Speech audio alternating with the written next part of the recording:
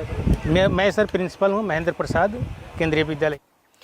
સુરેન્દ્રનગર મહાનગરપાલિકાની ચૂંટણી માટે ભારતીય જનતા પાર્ટી દ્વારા મધ્યસ્થ કાર્યાલય શહેરના મેગા મોલ ખાતે ખુલ્લું મૂકવામાં આવ્યા છે। પ્રદેશ મહામંત્રી અનિરુદ્ધભાઈ દવેના હસ્તે ખુલ્લું મૂકવામાં આવ્યું હતું। આ કાર્યક્રમમાં મુખ્ય નાયબ દંડક જગદીશભાઈ મકવાણા અને મોટી સંખ્યામાં કાર્યકરો અને હોદ્દેદારો તથા તમામ વોર્ડના ઉમેદવારો ઉપસ્થિત રહ્યા હતા।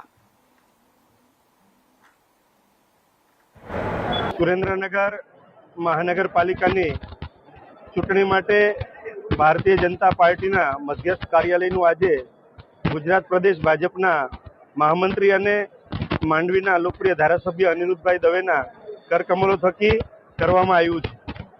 આજે આ મેગા મોલ એટલે સુરેન્દ્રનગરના હાર્દ સમૂહ વિસ્તાર છે, આ મોલ છે અને મોલમાં આજે સમગ્ર ચૂંટણીનું સંચાલન એક સ્થાન ઉપરથી થઈ શકે એ માટે કાર્યાલયનું ઉદ્ઘાટન થયું છે।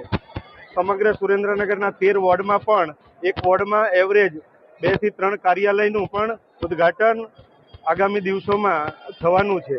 આજે કાર્યાલયના ઉદ્ઘાટનની સાથે સાથે આગામી 5 વર્ષ દરમિયાન ભારતીય જનતા પાર્ટીની જે મહાનગરપાલિકા બનવાની છે, આ મહાનગરપાલિકાના વિકાસ કામો માટેનો જે મેનિફેસ્ટો સંકલ્પ પત્ર એને પણ પત્રકારો મીડિયા જગતના માધ્યમથી લોકો સુધી પ્રસ્તુત કરવામાં આવ્યો છે।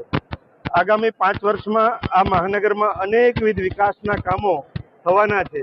આ સુરેન્દ્રનગર એક સુંદર નગર અને રળિયામણું નગર બનવાનું છે।